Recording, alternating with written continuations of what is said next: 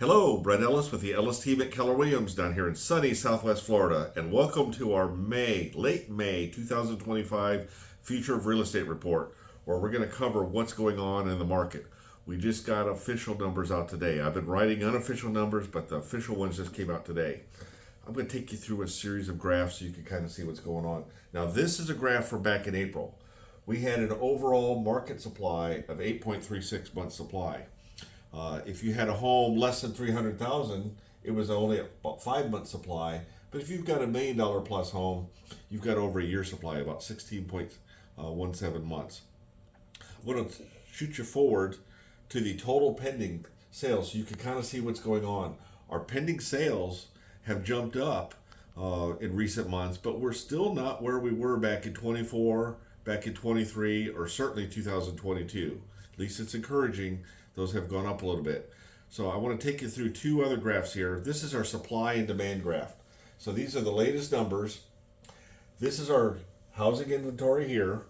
And you see it's fallen in the last few weeks. That's what we search internally here. And here's the pending, that's the demand, and that's gone up in the last few months. Now it typically does this. It's seasonal. It's supposed to do that, and then it starts to fall off. So we're going to keep our eye on that. But what we're noticing is the inventory went down while the pendings went up.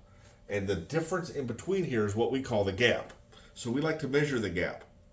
And in this format, as you can see, the gap was rising. The gap is starting to come down now in a more sizable fashion than it has in other years. So we're very hopeful that if interest rates can stay low, we get this economy going again, that we'll start working on those inventory levels. So we'll keep our eye on that. Now, here's one thing that we track. These are the weekly inventory levels. This is for single family homes. I'm going to show you condos here in a second. As you can see, we're above the trend line, but those weekly inventory levels are starting to come down. Next, we'll show you the condos. And it's a very similar looking graph. They're coming down as well. So that's good news for the Southwest Florida real estate market. Let's look at sales prices. And the one I really like to look at is the 12 months. Average sales prices were down about 4.7%, and the median was down 8.2%. That's exactly what we were predicting. About 8.24% is the number we had. They were 425 last year in April. They're down to 390. Just for last month they were 395, so they've come down 5,000 in the last month. And this is the official listing inventory. And look what you're starting to see here. Remember how we track the weeklies? They're starting to come down. In April, they started to come down. We think in May, they'll be down again. That's indicative of just kind of where we see the market. We're working down the inventory a little bit. Homes closed. The yellow line here is 2025. And look what we're seeing. We're seeing a trend identify here. Look at the dark blue line. That is 2019. We are above 2019 numbers. We are slightly below 2024 numbers. I mean, we were well below back in February, but we're kind of catching up a little bit.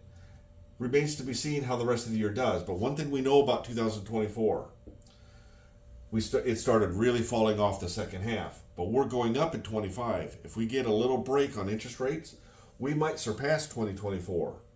But I'm really watching the 2019. Now, let's go back and look what prices did and what things looked like back in 2019. Let's go right back to the inventory levels. Here's where we are now. Back in 19, we were here. So they were still pretty high, but nowhere near where they are now. So don't expect prices to be going up anytime soon, just because we've got so much more inventory to work out. And if I go back to this graph here, the data here, and look at what were prices doing in 2019. Well, they were falling 14.9. They were up about 8, up about 1, down 3, 1, 1. They were pretty flat in 2019. And then they started going up the second half of 19, and then of course that began COVID and whatnot later into 2020. But 19, we didn't have COVID yet. No one knew what that was. So we were pretty flat to 1 to 2%. We're not saying we get there this year or even possibly even next, simply because we've got so much more inventory to work through. When we work through that inventory, and we get those closings above 2019 levels, then we can safely say prices may start going up. The other bit of good news that I haven't shown you the numbers on is the Ellis Team Market Index. It accurately predicts forward pricing going forward. That number is coming down. So that tells us there's less pricing pressure on the downside on real estate listings right now. It doesn't mean they're going to go up right away. When we see that CMI index go down even further, then we'll see the bottom and we'll see them take off. We're not there yet. So both the CMI index, those listings, the pendings, the closed sales, we're tracking all those things. That's a pretty fair representation of what I think is going on. If you're a buyer, it's about time to start thinking about getting in this market. Are we at the absolute bottom? No, but it's too late to buy. If you're trying to time this market and you really can't, but if you're trying to do that, if you wait to the bottom, you've missed it, because by the time you know it's the bottom, it's already the way up.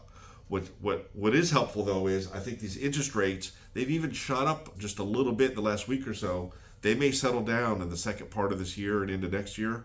If you lock in rates today, today's relatively low prices, I don't see prices going up this year, but I don't see them going down as rapidly as what we've seen, and we are going to see a bottom here at some point. Can't tell you the month, and then it should be smooth sailing if all goes well.